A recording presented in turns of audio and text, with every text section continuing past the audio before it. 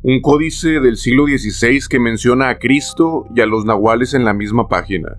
Un mapa donde cada continente guarda un monstruo distinto, como una cicatriz. Un correo anónimo que aseguraba haber visto a una compañera de oficina transformarse en algo imposible. ¿Qué tienen estas cosas en común? El archivo lo sabe, y si te quedas, tú también lo sabrás. Desde una voz sin rostro, para una mente sin tiempo, esto es Archivo 42.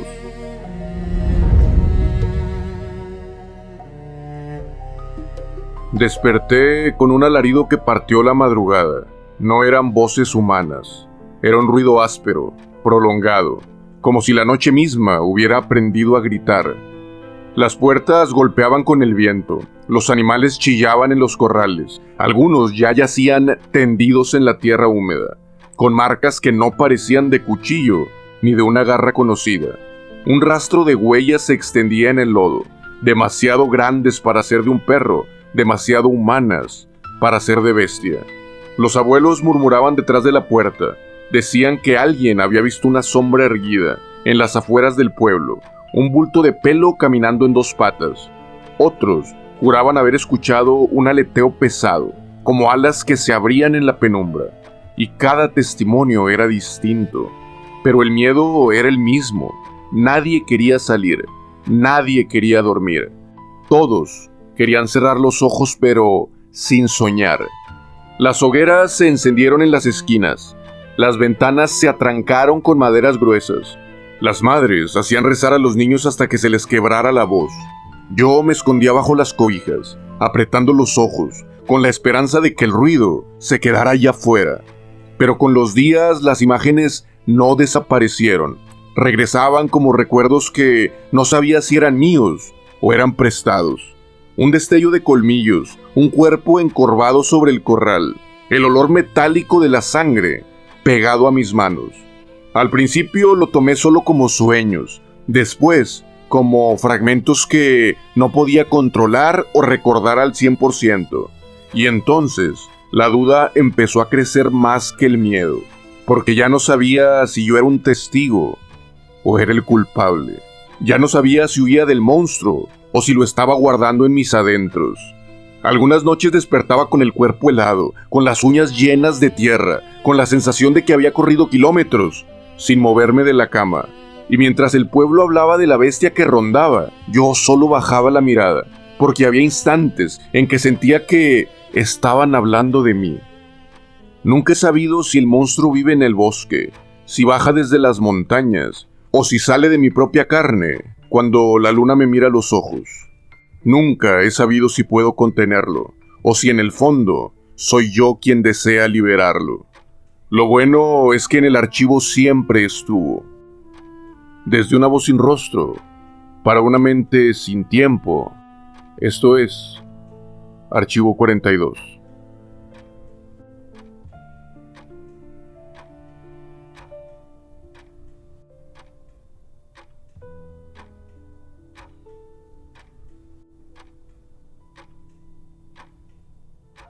El archivo no guarda certezas, a veces conserva huellas, rumores, palabras que se repiten de boca en boca hasta que se convierten en verdades a medias.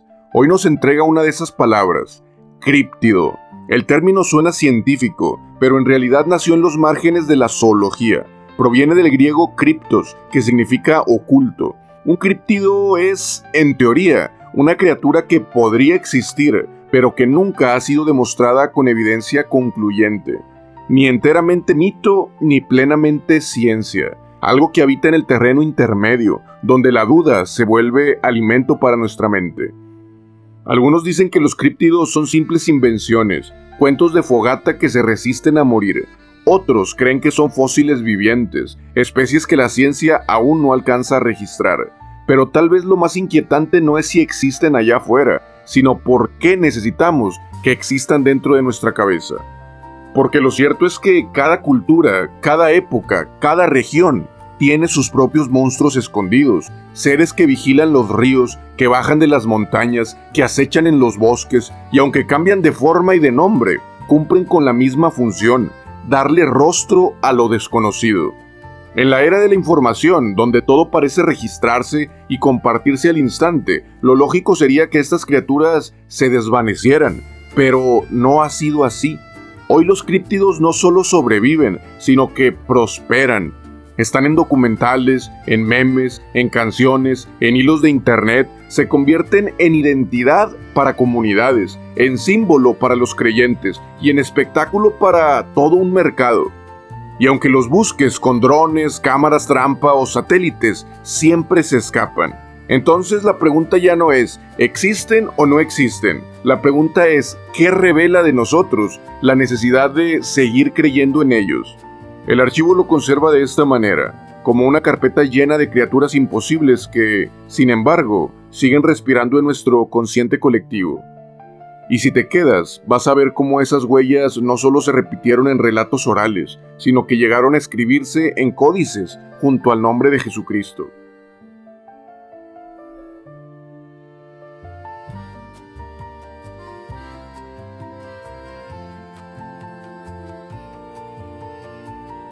Esta vez, el archivo dejó caer en la mesa un tomo enorme, con páginas gruesas, olor a humedad y tinta ya desvaída.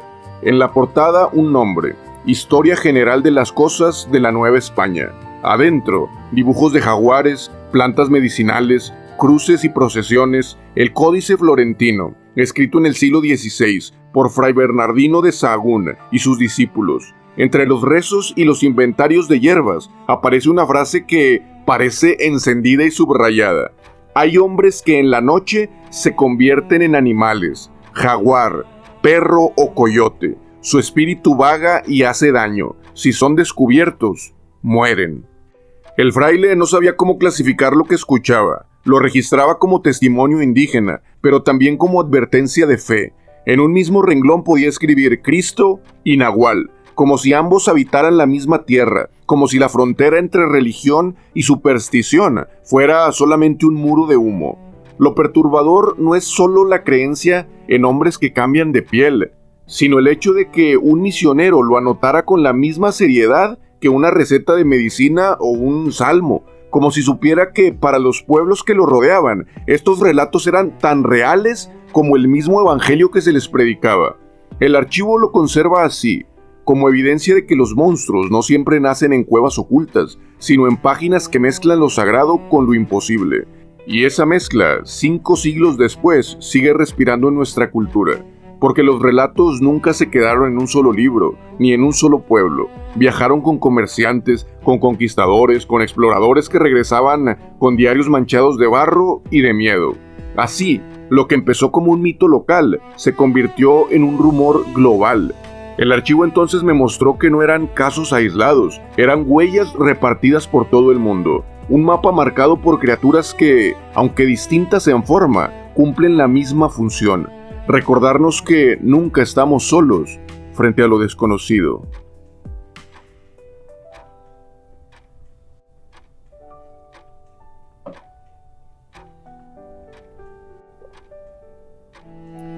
Para este bloque el archivo abrió un mapa, no como geografía, sino como una cicatriz. En cada continente, un rumor late con fuerza, convertido en criatura. No son todos, son los que hoy el archivo quiso mostrar.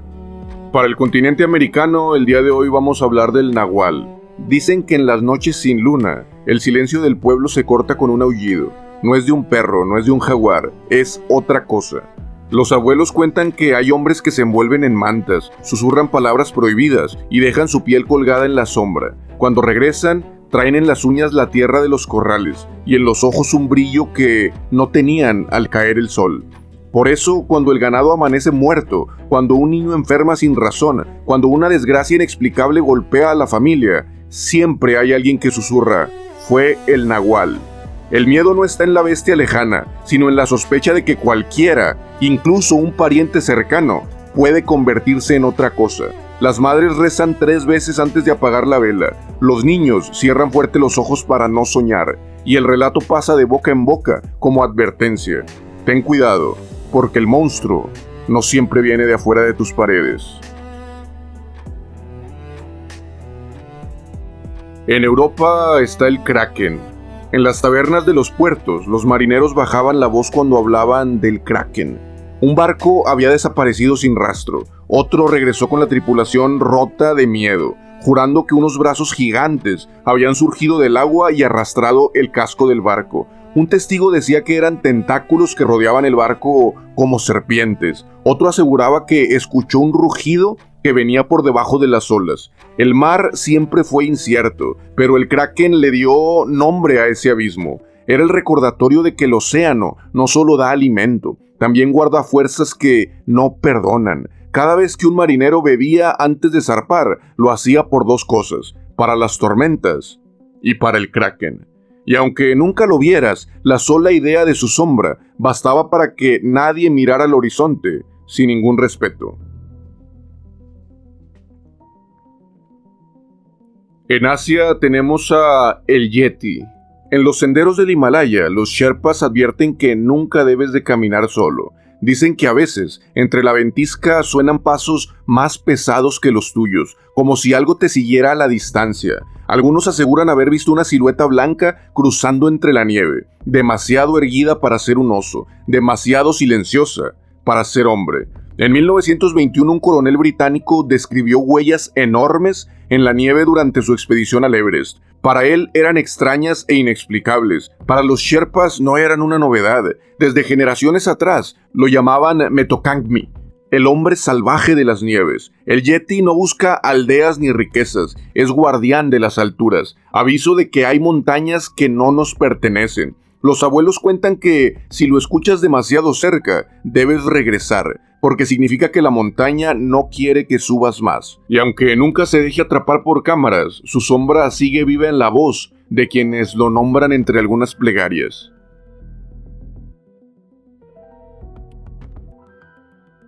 En África tenemos a Mokele Mbembe. En las aldeas del Congo, los pescadores hablan de el que detiene los ríos.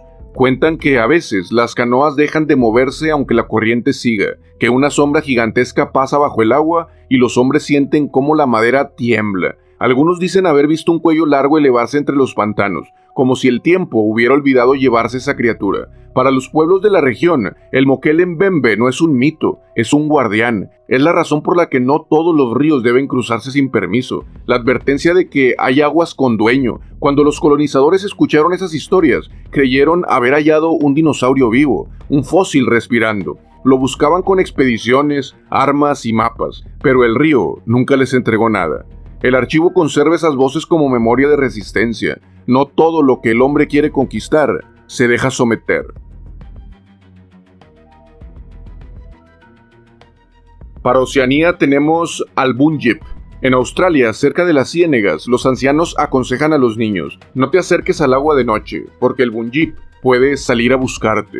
Algunos dicen que su rugido suena como un toro sumergido, otros que su grito hiela la sangre en el pecho. Las descripciones cambian: colmillos, ojos que brillan, un cuerpo imposible de definir, pero todos coinciden en algo. El Bunjip habita en el agua estancada, en los lugares donde la vida se mezcla con el peligro. Los aborígenes lo transmitían como advertencia: el agua es fuente de vida, pero también es frágil y peligrosa. El Bunjip es el guardián invisible que protege lo que sostiene al pueblo. Y mientras haya pantanos, habrá quien lo nombre para recordar que lo que da vida también puede reclamarla. Del nahual que camina bajo la luna, al kraken que surge del mar, al yeti que acompaña el silencio en las alturas, al Mokele Mbembe que resiste en los ríos, al Bunjip que cuida los pantanos, cada continente guarda una criatura que no solo asusta, sino también enseña. Nos dicen dónde termina nuestra fuerza, dónde empieza lo sagrado y dónde acecha lo desconocido. El archivo lo conserva así, como un mapa de relatos que sobreviven más allá del tiempo, porque todavía hay misterios que solo sabemos nombrar con historias. Y si alguna vez quisieras que el archivo abra un expediente completo de uno de ellos, con testimonios, fábulas y huellas, déjamelo saber. El archivo te escucha y quizás en otro momento te responda.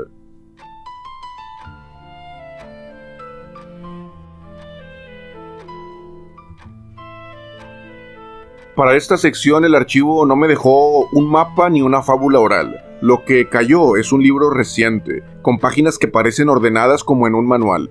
Cryptid Critters. A Field Guide to 50 Fascinating Beasts. Criaturas críptidas, una guía de campo para 50 bestias fascinantes. Lo peculiar es la forma en que organiza lo imposible, como si fueran animales esperando turno para entrar a la zoología oficial. Cada criatura tiene su ficha, hábitat, relatos de testigos, ilustraciones como de manual académico y un índice final que mide su grado de realidad, una escala del 1 al 6, del fraude confirmado hasta una especie ya aceptada. En el nivel más bajo aparece el Drop Bear, una broma australiana que pintaba a los koalas como depredadores carnívoros, saltando sobre turistas despistados desde los árboles. Para los locales es un chiste recurrente, una tradición para asustar a los recién llegados. El libro lo anota con un 1, pero lo curioso no es la trampa en sí, sino el eco que provoca. Un invento cómico que funciona porque la gente está dispuesta a imaginarlo como real. En ese juego se esconde un recordatorio. A veces creemos no por pruebas, sino porque necesitamos sentir que algo nos está acechando. En el extremo contrario está con un 6 un nombre muy difícil de pronunciar, pero lo voy a intentar. Es el Isotrix barbarabroni. Durante años fue solo un rumor de exploradores de la Amazonia, una ardilla nocturna que nadie podía registrar con certeza. Los lugareños hablaban de ella, pero la ciencia no tenía evidencia, hasta que en 2005 se descubrió un ejemplar y quedó confirmada. En la guía aparece con un número 6, una criatura que dejó de ser mito para entrar en los catálogos zoológicos. Esa transición muestra que algunos monstruos no desaparecen al ser explicados, simplemente cambian de vitrina, del miedo a la biología. Entre estos dos polos se mueve, por ejemplo, el chupacabras, ganado hallado sin sangre en Puerto Rico, México y otros países. Testigos narran saltos imposibles, ojos brillando en la noche, sombras que trepaban cercas. El libro recoge esos relatos y los acompaña de un rating, que lo deja en la zona intermedia, ni farsa total ni confirmación. Un expediente abierto que sigue latiendo en la memoria de quienes dicen haber visto al chupacabras. El mismo tratamiento reciben otros monstruos célebres, como el monstruo del lago Ness con fotografías borrosas, confesiones de falsificación y a la vez nuevas lecturas de sonares en el lago escocés, o el propio Bigfoot o Pie Grande, que en la guía se presenta no como una leyenda aislada, sino como parte de una familia de homínidos imposibles, reportados en distintas regiones del mundo. Ambos habitan las categorías intermedias, demasiado presentes para descartarlos, demasiado escurridizos para confirmarlos. Lo valioso de este libro no es que decida por ti, sino que refleja cómo elegimos creer. Los monstruos no mueren al desmentirlos, ni se consagran solo con algunas pruebas. Permanecen en la franja de lo discutible, en esa grieta donde el rumor y la evidencia se rozan, y es ahí donde seguimos buscándolos, porque lo incierto a veces nos resulta más fascinante que lo que ya está comprobado. El archivo lo conserva así, como un tablero donde las bromas, las pruebas y los testimonios conviven, un recordatorio de que incluso un catálogo moderno revela más de nuestra hambre de misterio que de las criaturas en sí. En el siguiente bloque vamos a escuchar cómo esa hambre no solo se escribe ni se dibuja, también se canta, porque a veces el monstruo no acecha desde afuera, sino confiesa su voz desde adentro de nosotros.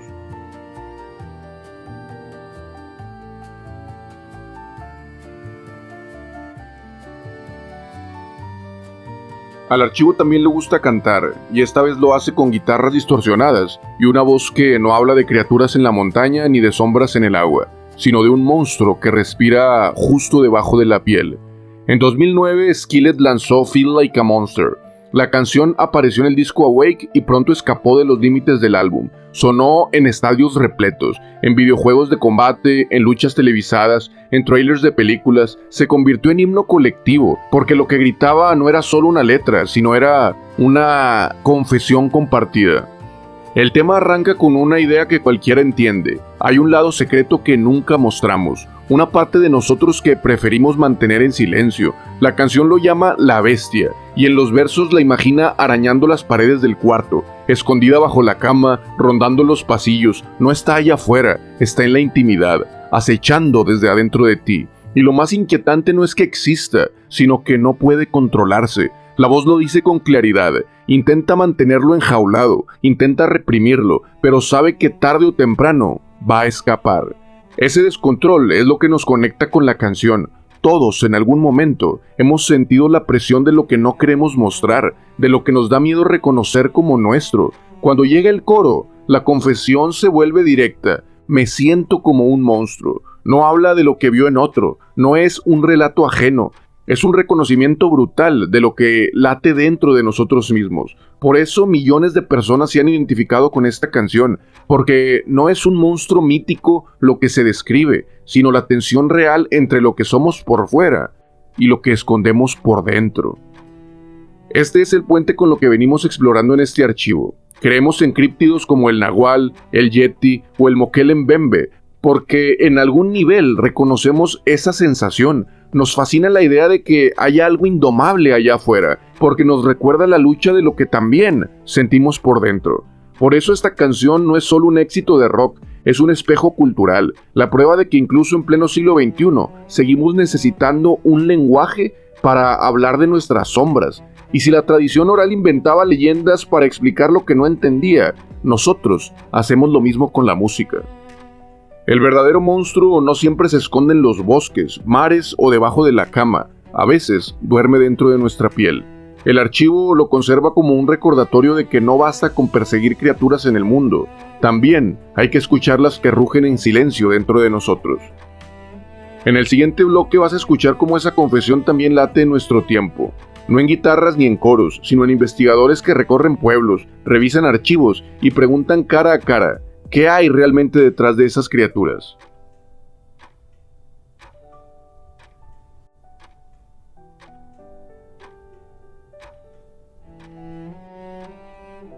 El archivo no solo guarda códices antiguos ni relatos de los abuelos, también conserva las voces de quienes, en pleno siglo XXI, han seguido el rastro de los monstruos con lupa y cuaderno en mano. Uno de ellos es Ben Radford, periodista e investigador que forma parte del Committee for Skeptical Inquiry, que es el comité para la investigación escéptica. Ha dedicado décadas a estudiar algunos de los casos más sonados de la criptozoología moderna. Su libro más conocido, Tracking the Chupacabra, viaja a los años 90 en Puerto Rico. Ganado hallado sin sangre, sombras con ojos rojos saltando cercas, titulares en noticieros que encendieron la imaginación. Radford entrevistó testigos, revisó archivos, compartió reportes y concluyó que muchos ataques eran obra de perros y coyotes enfermos de sarna. Animales deformados, famélicos, que en la oscuridad parecían venidos de otro mundo. Pero la pregunta no desaparece. En todos esos pueblos había coyotes sarnosos al mismo tiempo, también en México y en Centroamérica. ¿Y cómo explicar tantos testigos que describieron lo mismo con tanto detalle? Una explicación tranquiliza, pero no siempre cierra la duda y la herida. Radford también analizó al monstruo del lago Ness. Revisó las célebres fotografías donde parecía asomar un cuello entre la niebla. Encontró confesiones de fraudes, maquetas, sombras de troncos confundidas con bestias, pero aún así, cada año nuevos visitantes llegan al lago convencidos de que algo sigue respirando en esas aguas. ¿Es solo un eco de la imaginación colectiva? ¿O acaso hay secretos que prefieren ocultarse detrás de los errores humanos? Y en otra de sus investigaciones se adentró en la leyenda de Mothman. En español sería el hombre polilla, aunque dé algo de risa. En los años 60, decenas de testigos en Point Pleasant, en Virginia Occidental, juraron haber visto una figura alada con ojos rojos gigantes, que sobrevolaba puentes y carreteras antes de la tragedia del colapso del Silver Bridge en 1967. Radford atribuyó las visiones a búhos de gran tamaño, a histeria colectiva, a la forma en que el miedo se propaga. Pero entonces surge otra pregunta. ¿Puede un búho anunciar una catástrofe? ¿O hay algo más? Algo que se deja ver justo antes del desastre como una advertencia imposible de descifrar. Radford representa una cara de esta búsqueda, la del análisis frío, la búsqueda de causas terrenales, pero el archivo no lo conserva como un sello de certeza, sino como un recordatorio de que incluso la explicación más minuciosa deja ciertos huecos, y en esos huecos sigue respirando la duda. Esto se conserva como advertencia de que los monstruos no viven o mueren en los libros, ni se casan solo con pruebas, sobreviven con ese filo incómodo, entre la certeza de los que dicen haberlos visto y la sospecha de quienes callan por miedo a parecer locos.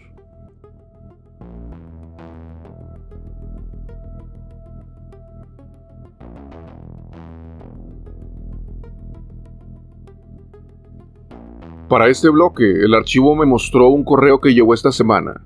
El asunto decía, tal vez estoy loco, pero yo sé lo que vi. Al inicio parecía un desahogo corto, pero al leerlo, se desplegaba una historia que encaja demasiado bien con este episodio. El remitente cuenta que ocurrió hace años, como una cicatriz que nunca cerró. Lo comparto casi textual con algunas modificaciones para darle mayor cadencia y ritmo. Aclaro que siempre he sido escéptico, pero esto no tiene explicación. En 2007 trabajaba en una oficina cualquiera. Papeles, juntas, rutinas. Ahí conocí a una compañera, tímida, reservada. A veces sonreía con mis bromas, y esa sonrisa discreta se volvió como mi termómetro o brújula. Confieso que me gustaba hacerla reír, y también me daba la idea de si la broma había caído o no había caído como yo deseaba. La recuerdo por dos cosas. La primera es que una tarde lluviosa, un perro callejero estaba atrapado bajo un coche, temblando. Todos pasaron de largo y yo también. Ella no. Se arrodilló en el lodo, metió los brazos y lo sacó. Se empapó y se ensució entera, pero lo envolvió en su suéter y se lo llevó a salvo, sin buscar agradecimientos, como si no quisiera que nadie reparara en su gesto. La segunda eran sus cicatrices, marcas en los brazos, cortes viejos en el cuello. Cuando alguien preguntaba, respondía con evasivas. Me caí, no importa, pero nunca sonaban convincentes. La noche que no puedo olvidar, y por la que decidí escribir este correo, fue a fin de mes. Me quedé trabajando hasta tarde. El edificio estaba vacío cuando bajé a recepción. Para mi sorpresa, ella también estaba ahí, cerrando su mochila. Éramos los últimos dos. Al salir, los perros comenzaron a ladrar hacia un baldío. Una sombra enorme se movió entre los árboles. Ella me miró y me dijo con voz grave y casi irreconocible: «Vete, no mires atrás». Obedecí a medias. Caminé unos pasos, pero sinceramente giré la cabeza. Y entonces la vi. Su cuerpo arqueándose, sus manos abriéndose como garras, sus ojos encendidos como una flama. No fue una película, fue un instante seco, brutal, que partió mi realidad en dos. Sentí que no debía de estar ahí. Corrí sin detenerme hasta llegar a casa. Esa noche intenté convencerme de que el cansancio me había jugado una mala pasada. En 2007 no era común llevar un celular con cámara ni mandar mensajes en segundos. No la llamé, no pregunté, me paralizó completamente el miedo. Al día siguiente fui a la oficina. Cuando entré, ella ya estaba en su lugar como siempre. Tenía el brazo vendado y un ligero corte en la mejilla. Nos miramos a los ojos, pero ninguno dijo nada. Y yo me quedé con la duda. ¿Eran esas las huellas que vi o simples accidentes que coincidieron en el peor momento? Poco después dejó la empresa. Nunca volvió. Desde entonces he guardado silencio, pero el recuerdo me persigue. Y ahora lo escribo porque no quiero pensar que lo inventé. Sé que suena a locura, pero yo sé lo que vi. Ojalá alguien más lo hubiera visto. Ojalá hubiera tenido una cámara como ahora.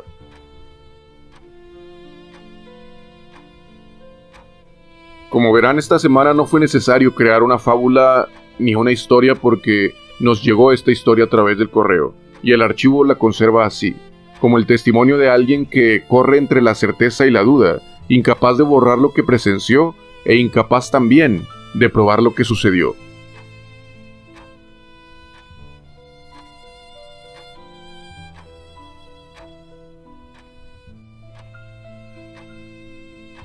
Todo este archivo empezó con una pregunta: ¿el monstruo vive en el bosque o dentro de mi piel?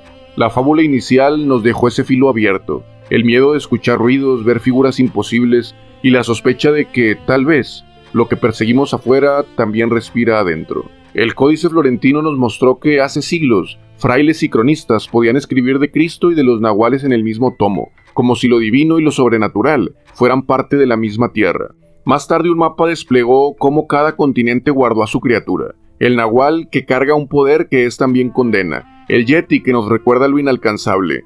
El moquel-en-bembe que resiste como un vestigio vivo de la prehistoria. El bunjip que guarda los pantanos con la voz de los ancestros. Y el kraken que convirtió al océano en un territorio de respeto y temor. Un libro reciente quiso clasificarlos, darles escalas como si el misterio pudiera medirse del 1 al 6. Pero en realidad, lo que ordenaba no eran bestias, era nuestra necesidad de domar con nombres lo que nos desborda. Una canción confesó lo que nos incomoda, que el monstruo no siempre se oculta en cuevas ni en aguas turbias, a veces duerme debajo de la piel. arañando las paredes de la mente hasta que despierta. Un investigador contemporáneo intentó desmontarlos en diagnósticos, coyotes enfermos, osos confundidos, aves fuera de lugar, y sin embargo, las historias regresan una y otra vez, en lugares distintos, con voces que nunca se conocieron. ¿Es coincidencia? ¿O estamos negándonos a ver lo que aún camina entre nosotros? Y al final llegó ese correo, una historia enviada esta semana pero ocurrida hace años. Una mujer que parecía común, que rescataba perros de la calle y trabajaba en una oficina cualquiera, pero que bajo la noche se convirtió en algo que nadie pudo nombrar. Quizás todo fue un error de la mente, o quizás los monstruos ya aprendieron a esconderse dentro de la normalidad. Así, el círculo se cierra donde empezó. El monstruo puede vivir en los bosques helados, en los ríos sin mapa, en los pantanos lejanos, pero también puede vivir en tu piel, en la memoria, en el silencio de lo que no nos atrevemos a contar. Y entonces la pregunta vuelve, más íntima que nunca. ¿Cuántos de los monstruos que juramos haber visto allá afuera siguen respirando en silencio, pero dentro de nosotros?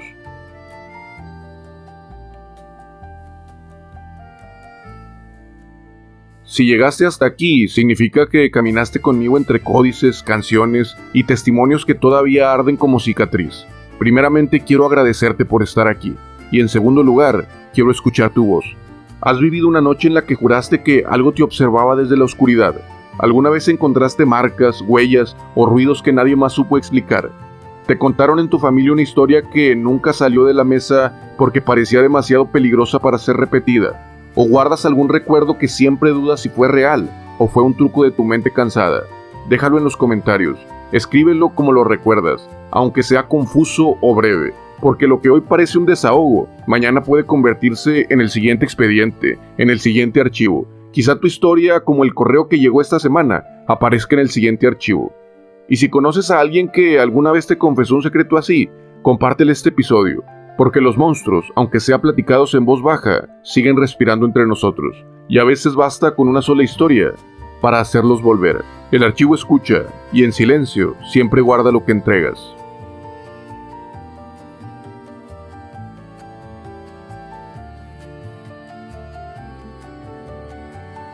Los monstruos no siempre viven en cuevas remotas ni en mares sin fondo. A veces caminan en nuestras historias, en los rumores que heredan los pueblos, en los correos anónimos que llegan con retraso de décadas, y otras veces caminan en nosotros. Este archivo nos recordó que los monstruos existen, aunque no podamos atraparlos en vitrinas. Existen en la palabra susurrada de un abuelo, en el mapa que marca fronteras invisibles, en la canción que nos hace confesar lo que escondemos, en el testimonio que nunca ha encontrado la paz. Son más que criaturas, son cicatrices colectivas, y aunque cambien de nombre o de forma, siempre regresan. Archivo 42, donde hasta lo imposible encuentra refugio en una página, y donde descubrimos que a veces el monstruo más persistente no se esconde en los bosques, sino en la parte de nosotros que aún teme mirar hacia adentro. No lo dije todo, no me creas nada. No sé si este archivo era para abrirse el día de hoy, pero guárdalo cerca, por si mañana lo necesitas. Nos escuchamos en el próximo archivo.